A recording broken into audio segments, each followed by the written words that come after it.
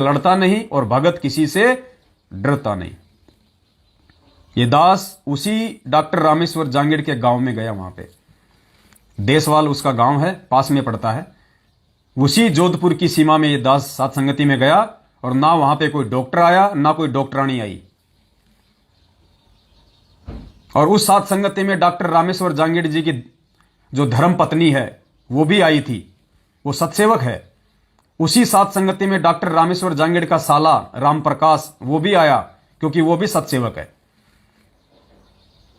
और दास भी गया उस सात संगति में। हमें किसी का भय नहीं है, क्योंकि हम गलत नहीं हैं, लेकिन हम इन लोगों के अनुसार नहीं चलते और ना हम चलेंगे, ना हमें चलने की आवश्यकता। हम चलेंगे अपने गुरुदेव भगवान के दिखाए रास्ते के अनुसार, तब हम सफल होंगे, तब परमात्मा हमारे साथ रहेगा। उसके बावजूद भी इन लोगों को रास नहीं आया। अंदर अंदर से ये लोग जल भुन गए कि हमारे तो सारे के सारे दाव फेल हो गए। ये पवनदास जोधपुर में पहुंच कैसे गया? फिर इन सब ने मिलके, डॉक्टर रामेश्वर जांगीड़ ने मिलके, और जो दो तीन और हैं जो सारा दिन जो पोस्टर बनाते रहते हैं फालतू के, इन सभी लोगों ने मिलके, क्योंकि एक पुरानी कहावत है पुण्यात्माओं कि दुश्मन का दुश्मन मित्र होता है। यानी इस पवनदास के जितने भी जो ये दुश्मन है, ये सब आपस में ये मित्र बने हुए हैं। इन सभी मित्रों ने मिलके फिर एक नई चाल चली। सात संगति के दूसरे दिन वहां पे उस रणजीत को भेज दिया कि रणजीत जी आप जाओ वहां पे, वहां पवनदास मिलेगा, वहां जाके उसको डिस्टर्ब करो। उस रणजीत को भेज दिया वहां पे, और परमात्मा ने दया करी, वो आया, मेरे लिए सोने पे सुहागा। मेरे लिए परमात्मा ने बहुत अच्छा किया। 5 भाइयों के बीच में बैठ के वहां पे मीटिंग हुई और सर्वसम्मति से, और दास ने उन सबको जो डिसीजन नहीं निकला उससे पहले ही दास ने सबको बोल दिया कि भैया इसके 2 रास्ते निकलेंगे एंड में, आपको करना तो ठीक है, नहीं करना तो ठीक है। तो उन्होंने कहा कि भाई क्या है 2 रास्ते? दास ने कहा भैया 2 ही रास्ते हैं। सबसे पहला रास्ता तो यह है कि मैं इन पैसों के लिए जिम्मेदार नहीं हूं। मेरा और ओमपाल के बीच का क्या लेन देन है वो ओमपाल का और मेरा विषय है। ओमपाल ने मुझे जो मदद जो की थी जयपुर से मेरठ शिफ्ट करने की, तो ओमपाल ने कहा था कि जब गुरुजी आ जाएंगे उसके बाद तुझे पैसा देना है, इससे पहले मैं तेरे से 1 रुपया नहीं लूंगा। तो ओमपाल के वायदे अनुसार ओमपाल मेरे से कोई पैसा लेने का अधिकारी नहीं है जब तक गुरुजी जेल से ना आ जाए। और जो रणजीत ने जो मदद की है वो रणजीत को भी अच्छे से पता है कि रणजीत के सामने मैंने 4 लाख रुपया ओमपाल को दिया है और उसकी जमीन की रजिस्ट्री के लिए मंगवाया था। तुम दोनों की आपस में बैठ के बातचीत करवाई थी। ओमपाल से मेरी कोई रिश्तेदारी नहीं थी और ना मेरी कोई तेरे से रिश्तेदारी है। भगत भाई होने के नाते जो है वो तूने हेल्प की और भगत भाई होने के नाते मैंने उसकी ओमपाल की जो है वो हेल्प करवाई। इसमें मेरा क्या दोष हो गया भाई? लेकिन फिर भी यहां पे क्योंकि ये काल का लोक है, परमात्मा कहते हैं हरिजन तो हारा भला। आज दास जबरदस्ती कि इस परमेश्वर के मार्ग में ये गंदे लोग अपनी और गंदगी ना फैलाएं, अपने और ज्यादा कर्म ये ना बिगाड़ें, उस परमेश्वर के दोषी ना बने, अकाल मौत मरने का जो कारण है वो ये लोग ना बने। इसलिए दास ने वहां पे निर्दोष होते हुए दास ने झुकना ही उचित समझा। और दास ने कहा कि भाई केवल 2 ही हैं इसके तरीके। उन्होंने कहा कि भगत जी क्या तरीके? दास ने कहा कि पहला तरीका तो यह है कि इस दास के पास में कोई 1 रुपया भी नहीं है। दास अपना मकान किराया भी भगत भाई बहनों से ले लेके भर रहा है, क्योंकि 24 घंटे यदि मैं परमेश्वर की सेवा में रहूंगा तो सबको पता है मैं काम कर पाऊंगा या फिर मैं क्या कर पाऊंगा। आप रह के देख लो एक बार, 2 महीने कोई भी 24 घंटे वो भूमिका निभा लो जो ये दास निभा रहा है। आपके घर पे पीछे से अगर 40,000 का अगर वो खर्चा ना आ जाए तो मुझे कह देना। तो भाई मेरे पास कुछ है नहीं, थोड़ा बहुत मैं मेरा काम धंधा करता हूं, उसमें मेरा काम हो नहीं रहा। तो पहली बात तो यह कि मेरे पास इसको देने के लिए कोई चवन्नी नहीं है। ये चाहे कोई मुकदमा करे, चाहे जो मर्जी करे, इसको छूट है। और दूसरा रास्ता मेरे पास में यह है कि उस परमेश्वर के ज्ञान आधार से और परमेश्वर की मर्यादाओं को समझते हुए और परमेश्वर के वचन अनुसार एक अच्छे और नेक इंसान की भूमिका निभाते हुए, एक भगत का रोल करते हुए मैं ये कर सकता हूं कि अगर ओमपाल यदि अपनी बातों से आज वो मुकर रहा है और वो यदि इस पवन दास के पैसों की एवज में या अगर इस रणजीत को पैसा नहीं दे रहा है और ये कह रहा है कि पवन दास मेरे देगा जब मैं तेरे दूंगा, तो फिर मैं इस रणजीत को भी दुखी नहीं होने दूंगा। क्योंकि उसकी भी गलती नहीं है बेचारे की। उसने भी मेरे ऊपर विश्वास करके ओमपाल की मदद की और मैंने ओमपाल पे विश्वास करके उससे मदद ली। तो इसमें मैं रणजीत का भी मैं कोई दोष नहीं दूंगा।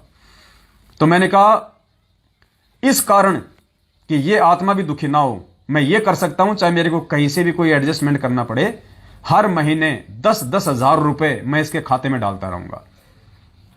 तो जो दूसरा ऑप्शन था ये सबको पसंद आया। रणजीत ने भी अपनी सर्वसम्मति से वो वीडियो दास ने डाल दिया है यूट्यूब पे। दास वीडियो तो नहीं डालना चाह रहा था क्योंकि दास ये फालतू की जो नौटंकी है इनमें दास ज्यादा भागीदार नहीं होता, लेकिन कुछ काल प्रेरित लोगों को जो है वो मजा नहीं आ रहा था। वो चाहते हैं कि कोई ना कोई टॉपिक, कोई ना कोई बहाना उनको मिले जिससे कि हम पवन दास को हम बदनाम करें। वो वीडियो भेजो, वो वीडियो भेजो। तो दास ने सोचा भाई लो इनको भी कर देते हैं खुश। दास ने उस वीडियो को कल फेसबुक पे, यूट्यूब पे वायरल कर दिया, जैसे हमारा एग्रीमेंट हुआ था। वही बातें जो मैं आपको बता रहा हूं। अब ये वीडियो हासिल करके उनको कौन सी खुशी मिल जाएगी राम जाने। तो दास ने कहा कि हर महीने 10-10 हजार रुपए मैं इसको दे सकता हूं अगर ये लेना चाहे तो उसने अपनी हां भर दी। वीडियो बन चुका है, सर्वसम्मति से हुआ है। कल को अगर ये अपनी बात से यदि पलटी खाता है तो कोर्ट में सबसे बड़ा एविडेंस वो वीडियो है, सबसे बड़ा एविडेंस। आप ये अपनी बातों से नहीं खा सकते पलटी। पुण्यात्मा उसके बाद भी आए दिन देखो किस प्रकार के ये लोग ये घटिया पोस्टर बना बना के डाल रहे हैं। वही रणजीत जो वहां कह रहा है कि मैं आज के बाद में इस मैटर पे किसी से कोई बात नहीं करूंगा, खुद उन दुष्टों के साथ में कॉल रिकॉर्डिंग कर रहा है, उन ऑडियो को वायरल कर रहा है। पुण्यात्माओं ये भगत हैं। इसलिए परमात्मा ने कहा था कि बेवजह यदि कोई मेरे भगत को दुखी करेगा, चाहे सामने वाला भी भगत ही क्यों ना हो, उसका बक्कल उतरेगा। तो पुण्यात्माओं ये जितने भी लोग हैं ये लोग अकाल मौत मरने का अपना सफर तय कर रहे हैं, अकाल मौत मरने का।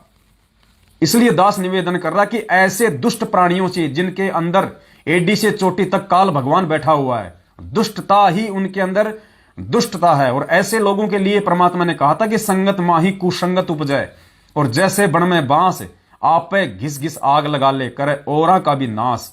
ऐसे लोगों से आप अपने संपर्क तोड़ दो। और परमेश्वर की दया देखो पुण्यात्माओं, कुछ ही समय बाद में दास के संपर्क में एक भाई आ गया। थोड़ी थोड़ी बातें मेरी उससे हो रही थी पहले। जैसे ये एग्रीमेंट हुआ उसके आधे घंटे बाद में एक परमेश्वर ने अपनी आत्मा को सामने लाके खड़ा कर दिया और कहा भगत जी निश्चिंत हो जाओ, आपकी जिम्मेदारी नहीं है। हर महीने की 1 तारीख को मैं इसके खाते में पैसा डालूंगा जब तक इसका 4 लाख पूरा नहीं हो जाएगा। उस भाई ने उठ लिया कि भगत जी ये 4 लाख रुपए की जिम्मेदारी मेरी है, आप अपनी सेवाओं पे ध्यान दो। जो भगवान ने आपको निमित्त बना के रखा हुआ है, परमेश्वर ने आपको जो सात संगतियों के लिए निमित्त बनाया, आप वो सेवा करो भगत जी। मैं वो सेवा नहीं कर पा रहा तो इससे बड़ा और मौका मुझे क्या मिलेगा उस भगवान की तरफ से कि आपको टेंशन फ्री रखने के लिए, ताकि ये परमेश्वर का मार्ग आगे बढ़े, ये सच्चाई, ये गुरु भगवान के जो ये सत्संग है, जो ये सार हैं, ये ज्ञान है, ये और आत्मा तो आगे से आगे जाए। आप भगत जी निर्विघ्न रूप से आप सात संगतियां करो, आप ये काम करो। आपकी जो हर महीने की जो ये 10-10 हजार रुपए की टेंशन है भगत जी, ये मेरे ऊपर छोड़ दो। और पुण्यात्मा उस भाई ने 4 लाख रुपए की जिम्मेदारी अपने ऊपर ले ली उसी समय। तो बताओ परमात्मा मेरे साथ है या नहीं है? तो मैं क्यों ना सेवा करूं, मैं क्यों ना अपने गुरु भगवान के चरणों का धो धो के ये अमृत पान करूं, जब मुझे पता है कि परमात्मा आगे से आगे मेरे साथ रहता है। इन्होंने तो मुझे डराने की, तोड़ने की पूरी कोशिश की कि कहां से लाएगा ये 10,000 रुपए हर महीने, इसका खुद का घर नहीं चल रहा, ये रणजीत के 10,000 रुपए कहां से देगा। इनको बड़ी खुशी हुई ये एग्रीमेंट सुनते ही कि अब आ गया ऊंट पहाड़ के नीचे, अब फंसेगा ये पवन दास। अब देखते हैं कहां कहां सात संगतियों में जाएगा, अब देखते हैं ये कमाने में लगा रहेगा या सात संगतियों में लगा रहेगा। इनको ये नहीं पता कि तुम जिसकी प्रेरणा से ये बकवाद कर रहे हो, काल की प्रेरणा से, उस काल का बाप सतगुरु रामपाल जी भगवान, पीछे 2 फोटो देख रहे हो, सदा दास के साथ रहता है, सदा 24 घंटे। इसलिए मुझे अपने परमेश्वर पे भरोसा है। तो पुण्यात्माओं, कोई भी मनवश प्राणी अगर कोई ट्रस्ट बना रहा है गुरुदेव की आड़ में, गुरुदेव के नाम की आड़ में, और यह कहता है कि हम गुरुजी से मिलेंगे, हम